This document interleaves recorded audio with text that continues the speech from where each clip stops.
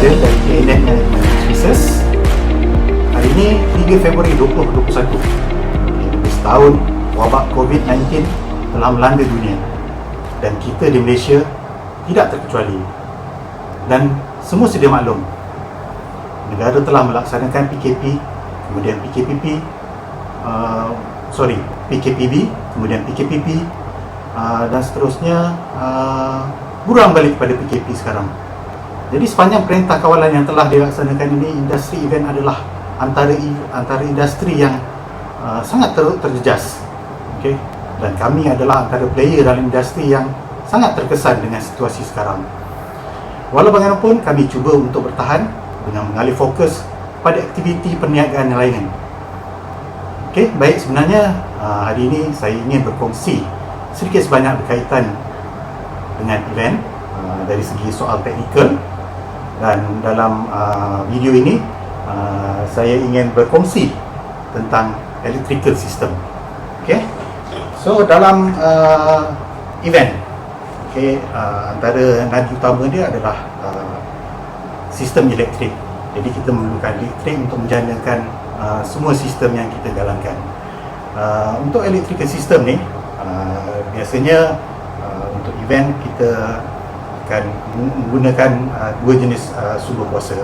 Satu yang dijanakan daripada generator, okay, yang itu adalah satu solution mudah alih, dan satu lagi adalah menggunakan sistem sambungan daripada bangunan itu sendiri. Okey, untuk sambungan elektrikal biasanya akan ada dua jenis sambungan, iaitu sambungan single phase, satu fasa, ataupun three phase. Jadi untuk biasanya sambungan utama yang menggunakan elektrikal ni akan menggunakan jenis-jenis kabel yang tertentu. Untuk sambungan 3 fasa, okey, kita ada kabel yang sangat besar dan juga konektor. Ini orang biasanya panggil CE ataupun komando. Okey, ini adalah untuk kita tap sambungan daripada 63 M. Okey, dan manakala yang kecil ini pula adalah 32 M. Okey, ini adalah incoming dan ini adalah outgoing. Biasanya memang kita jarang menggunakan sambungan direct daripada 63. Sebaliknya kita akan buat sambungan sekiranya dalam sambungan tersebut daripada 63, kita akan alihkan kepada 32 M. So untuk 32 M, kabel lebih kurang macam ni lah. Okey, kita ada komando kabel juga, komando konektor, okey, yang kita akan sambungkan, dan kabel ni pun panjangnya akan bergantung pada jarak antara sumber kuasa tersebut kepada kegunaan semasa event tersebut. Okey, daripada sambungan ini biasanya kita akan sambungkan pula kepada mobile distribution. Okey, kalau daripada bangunan tu kita akan ambil daripada DB ataupun distribution board, dan kita akan buat sambungan dan sambung kepada mobile distribution board. Macam ni lah. So kalau kita nampak sini, ini adalah sambungan daripada 3 fasa. Okey, kemudian kita akan pecahkan kepada single phase. Okey, fasa single phase 1, 2, 3. Okey, ini adalah antara jenis DB box yang kita gunakan. Okey, ini 3 phase. Untuk sambungan single phase, ini adalah contoh DB box yang kita gunakan. Okey, sambungan daripada, kalau tadi yang 3 phase, yang single phase, okey, kita sambungkan kepada DB yang lebih kecil. Ini biasanya kita gunakan untuk sambungan pada peralatan yang lebih kecil lah. Okey, kita nampak tadi ada dua jenis, 3 phase dengan single phase. So kabelnya pun nampak beza lah. Yang ni agak besar, dan single phase biasanya akan lebih kecil. Okey, daripada DB, okey, macam mana kita nak sambungkan apa semua? Biasanya kita akan ada kabel, pelbagai jenis kabel lah. Okey, Ini adalah antara kabel yang kita gunakan. Okey. Ini adalah kabel single phase menggunakan konektor. Ini biasanya dipanggil sebagai CE connector untuk 16M sistem. Okey. So biasanya kita akan menggunakan kabel sebesar 2.5 mm ataupun 1.5. Okey. Manakala ini adalah sistem untuk 10M. Okey. Kita gunakan konektor yang dipanggil BG. Okey. Kadang-kadang boleh nampak kabel konektor ni berwarna hitam, dan biasanya kabel kita gunakan adalah kabel yang bersaiz 1.5 ke bawah. Okey. Itu adalah kabel. Jadi sebenarnya konektor ini direka untuk membolehkan kita menyambungkan antara kabel. Jadi kadang-kadang kabel ni kita buat mungkin pendek-pendek, 5 meter, 10 meter, dan kadang-kadang kita memerlukan sambungan yang sejauh 20 meter. So kita memerlukan kabel disambung, 2 kabel 10 meter disambung. So konektor ni membolehkan kita membuat sambungan kepada antara kabel-kabel. Okey, baik. Kadang-kadang kita memerlukan pertukaran antara sistem ni. Jadi kita ada beberapa jenis converter, okay, yang membolehkan antara 2 kabel ini disambung. Okay. Ini adalah contohnya. Okay. Kita panggil kabel splitter, kadang-kadang orang panggil Y kabel.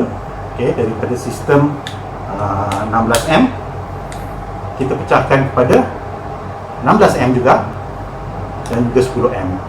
Jadi menggunakan satu sambungan kabel, kita boleh sambung kepada beberapa lagi kabel yang lain, dan dia akan berpecah kepada peralatan-peralatan yang berbeza yang menggunakan sistem yang berbeza-beza.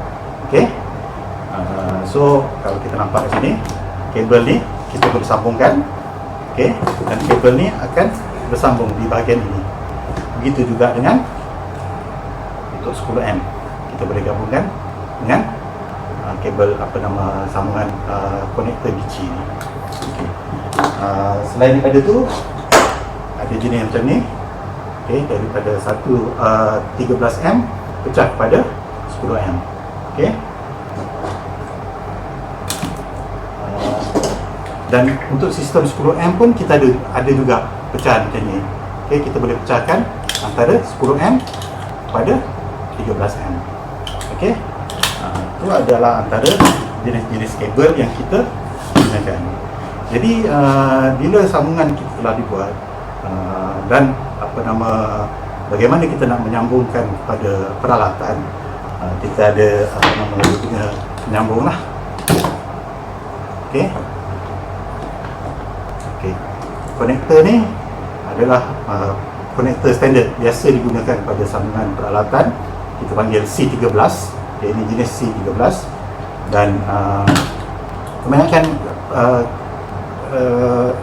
format yang baru digunakan untuk industri event menggunakan PowerCon. Ini konsep dia sama juga dengan C13 ni untuk sambungan kepada peralatan. Yang ni C13, yang ni dipanggil PowerCon. Okay, ni antara 2 standard yang biasa kita gunakan lah. So sambungannya tu macam tu juga, sama ada kita gunakan BG socket ataupun CE socket.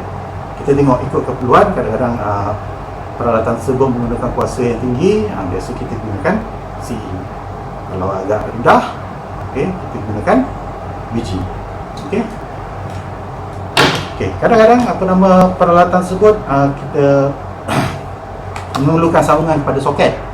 Jadi kita pun ada juga soket yang kita sediakan menggunakan CE connector.